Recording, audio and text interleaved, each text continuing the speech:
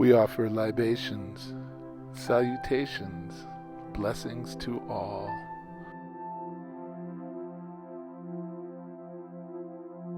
Unsung saints, reticent angels, any who heed the call. Spirit is present. Love is the law. And water is life.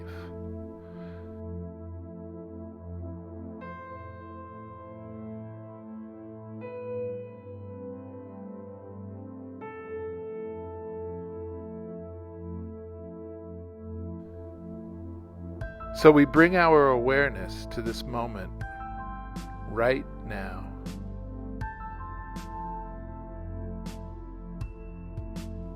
Honoring our ancestors and bowing to those among us who carry the torch of justice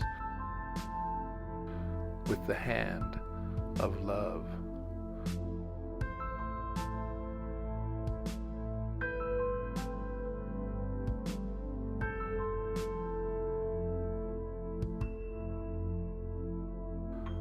Those among us who bathe our souls with the waters of redemption that are the sacred water of spirit coursing through our veins.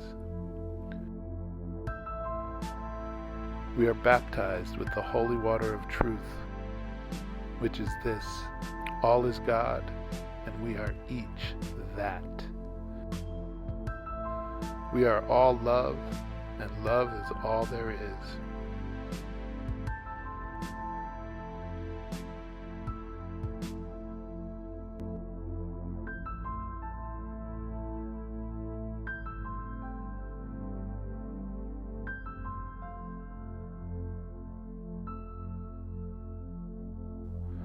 Know this and be bathed in this holy water of truth. Ashe, Aho, E-A-C-S, Amen, and so it is. Namaste. Thank you so much for watching today. I am so grateful for your presence. One way that you can support this work, reaching those around the world, is to text to give.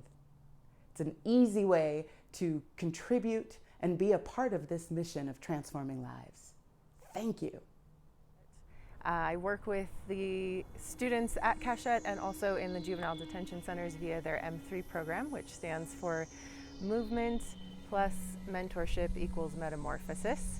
And I am also an ambassador for National Water Dance, which is kind of the program that got me into doing environmental justice work and now social justice work with Cachette. I find that the more activism, that's the thing with activism, right, is once you see behind the veils, you can't unsee. Once you know, you can't unknow. And so a regular spiritual practice is really necessary for that cycling through of what empties the cup and then what refills the cup energetically. I've been on a spiritual journey my whole life, as I'm sure all of us have been, but that has taken a lot of different paths, and this path towards energy and connecting to spirit through movement and alignment, not only within the body, but also that spirit, mind, body energy that really connects everything to me, and that I am also connecting with everything outside of myself is really a new journey for me. And so I'm doing my best to approach it with humility and with a sense of patience and yet eagerness and joy, and it's been really beautiful. So I have students back in San Diego who always like to joke that all of the dances that I choreograph are about water and change. And I guess in a little bit of a way that is true. Our planet is mostly made up of water. Our bodies are almost around 70% water. So water is a very powerful element for me. And I do believe that change is inevitable. It's a constant in life. And so when I think about water, like the way it interacts with things and it does change them, sometimes over long periods of time, like stalactites and stalagmites underground, or sometimes in the ocean, just tossing a rock or a seashell and curving those edges off of it. Water is very impactful. I'm also a firm believer that art and dance are a beautiful way of expressing transformation, and they have the power to build community and hold up a mirror and ask questions and inspire dialogue and hopefully encourage change. So that's really the goal that I'm reaching towards with movement and bringing that into social justice work and environmental justice work. Non-resistance. Ernest Holmes, the founder of Science of Mind, tells us that fighting any adverse condition only increases its power over us because we are making a reality of it. Someone has said, he goes on to say, the language of resistance is pain. But non-resistance finds the harmony of the universe and swings into its motion, going with the stream of power which nourishes and protects. Resistance is the offspring of fear and ignorance. Non-resistance is the offspring of love. And I think many of us find ourselves in this moment in the world wanting to be in a ton of resistance, wanting to fight the injustices, wanting to fight circumstances in the world, and wanting to be in a movement of resistance. Activism is often about resisting what is out of alignment with good and love and truth, and I get that. I get that. But I want us to think about how it is we actually want to create change and the kind of power that is required for the changes that we want to see. And I'm thinking about Lara, who we've seen that beautiful water dance from, and the way that dance is actually an expression of non-resistance. The way that a dancer must allow their bodies to just come into a flow, a surrendering to the movements that are inspired by that moment. And when we get into the flow of God's power, the greatest power in the universe, the greatest power called love, God, Allah, the universe, whatever we want to name it. But that's the power that we want to align ourselves with when we want to see change or create change. That is the power of love in action. And we're talking about all the ways to do love in action, to be love in action this month. And when we want to create an action from that place of love, we've got to align ourselves with the power of love. And in order to do that, we've got to be able to let go of the fight and the restriction and the fear and align ourselves with the harmony and the flow of love itself, which is where the greatest power exists, the kind of power we need to create the changes in our own lives and the changes we want to see in the world. And I love what Lara talked about, that as she moved towards her activism and began awakening to the realities, as she said, behind the veil of what was happening in our environment and what was happening on this planet. She said she couldn't unsee what she saw behind those veils as she began to grow her consciousness and awareness of what is actually happening. And in order to bring her fullness and her wholeness and to be a sustainable agent for change, she had to deepen her practice. She had to align herself more fully with the spirit that is in her and working through her for these changes. And one of the things that I think we think about is we want to just We want to see a change. We want to make a change. We want to do good. We want to be good. And that all arises from the love that is God, that is living in itself as us. That desire, that urge for change is being born of love. And let's get ourselves paired up in harmony with that love. And let that be the power that moves us. That is how any action becomes sustainable. That is how we have what we need so that we can show up as our holy wholeness in this life, being the love that we are. And that love itself is the power for change. Much like the water that Lara is an ambassador for. That water, literally just in its flow, creates change. Water itself, just by flowing and being what it is, carves a path through all terrain, changing the shape of that path, changing the nature of the ground. I mean, a water just by dropping on stone will put a hole through the stone. Not through great effort, not through huge amounts of anxiety and stress and, oh my God, we must get this stone out of the way. That's not what water does. Water just flows. Water aligns itself with its nature. And we can do that as well. And I was thinking a lot about this idea of resistance and non-resistance and what it means to be in harmony with the power of God. And I was thinking often that in addiction, when we are dealing with addiction, there is this surrender that has to happen. You know, people talk about reaching their bottom.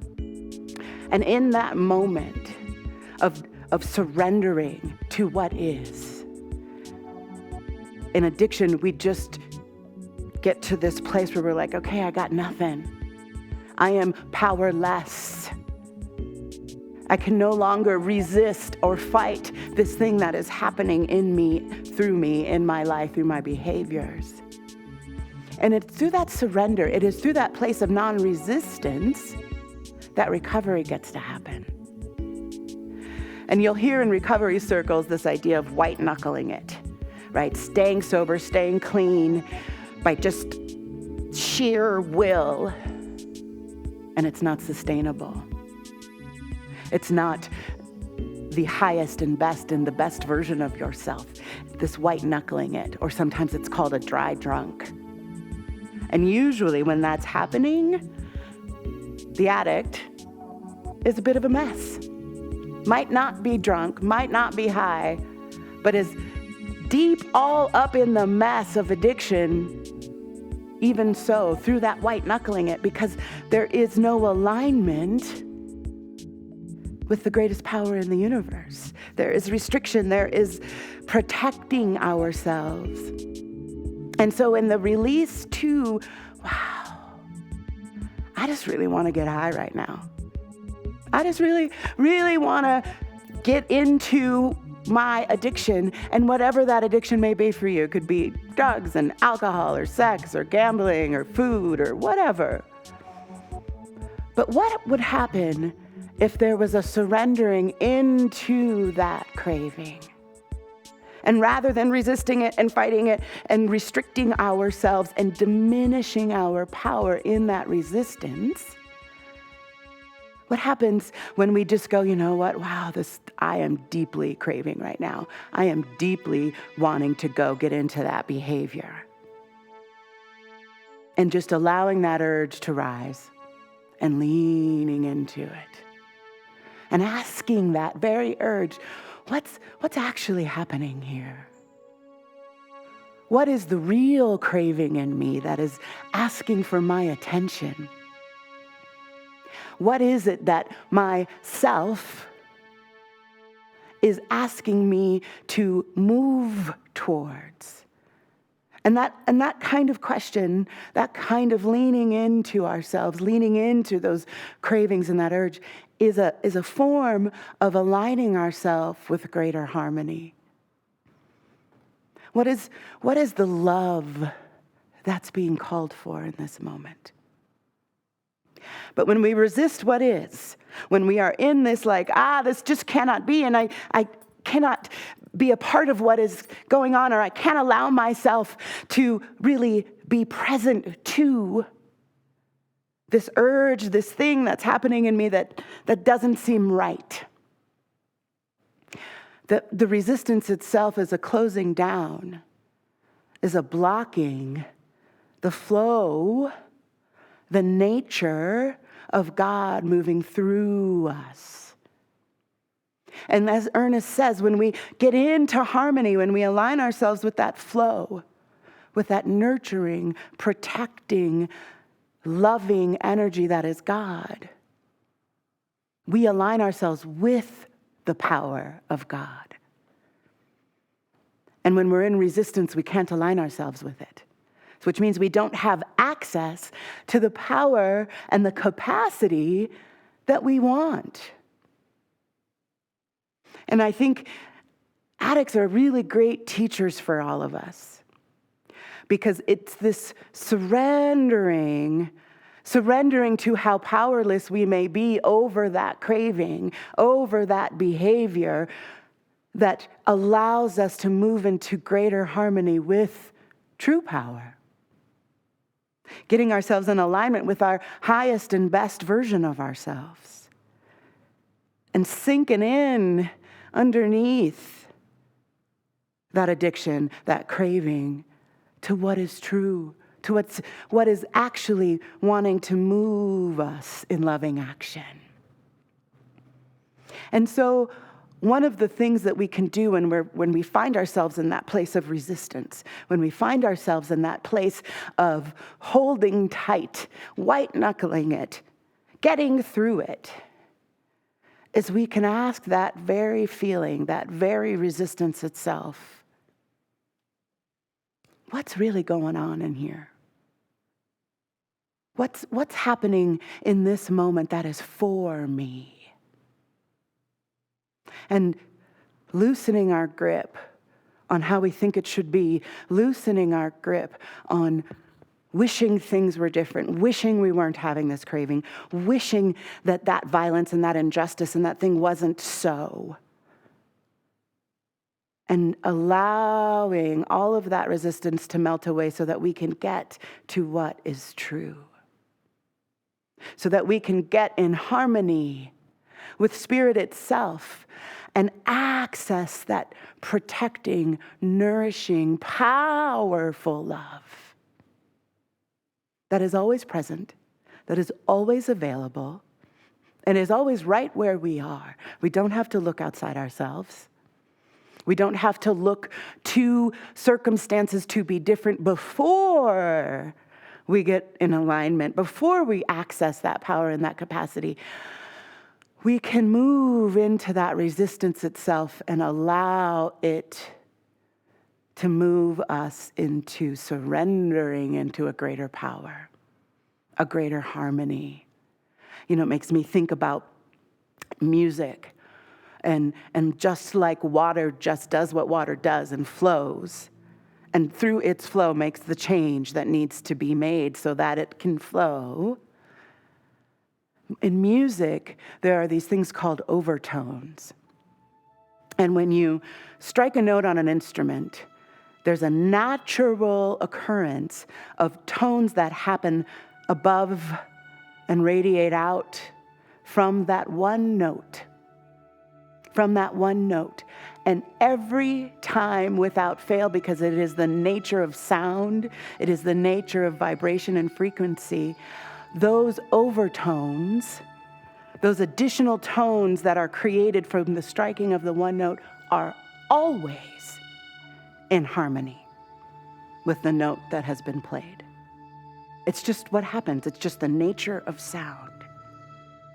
And so when we allow ourselves to strike the note that we are naturally, that we inherently are, we will always create more harmony when we are in alignment. But when we are in restriction, if a guitar player has their hands held over all the strings on the guitar, the note can't be played. It can't ring out, creating those overtones. It's diminished.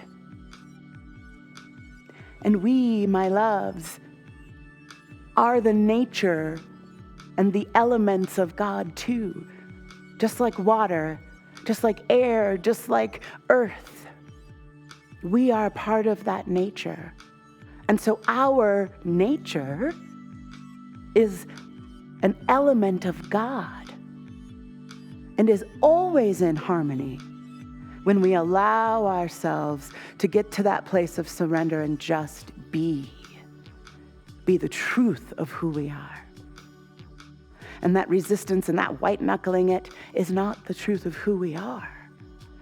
Who we are a note played in the mind of God that is always in harmony with all the other notes. And when we get into alignment with that, when we consciously choose to harmonize with the one, the vibration and the frequency and the note that we send out across the world, across the universe, is always going to be nourishing and protecting and full of goodness. There is no other possibility, because that's how we flow. That's how we flow. And our just nature, our nature of goodness, our nature of love, creates the path. Just our nature, just by being the truth of who we are, carves a path of good forward. Always returning to the one. Always returning to the one. And that's kind of what grace is. We don't have to do anything to earn it. We don't have to do anything to achieve it. We don't have to effort for it. Much like those beautiful dancers, grace just is in the flow, in the motion of our nature. And that grace, which is our birthright, which is what we have access to because of the nature of who and what we are as divine emanations of the one, that grace can carry us when we align ourselves with it. And we get to know that when we let go and stop fighting what is, and surrender into that flow, surrender into that goodness that is God, all the power that we would ever need to show up to a circumstance or a moment or a situation or an injustice, that power is right where we are. We are graced with it because our nature is God's nature. So I want you right now to think about something in your life that you are in a fight with, that you are resisting, that you are white knuckling through, that you are holding on tight just to get through it. Take a moment and really identify one of those places in your life right now. And what I want you to do this week is I want you to lean into that. Lean into that thing that you are fighting and resisting, that you are pushing away. And ask it, what have you got for me? What is the loving action that you are moving me towards? Set some time aside to actually dance with that resistance, with that fight, so that you can go into a place of grace-filled harmony with the one. You, my friend, are an element of love. You are an element of God itself. Get yourself in harmony with that. And so it is.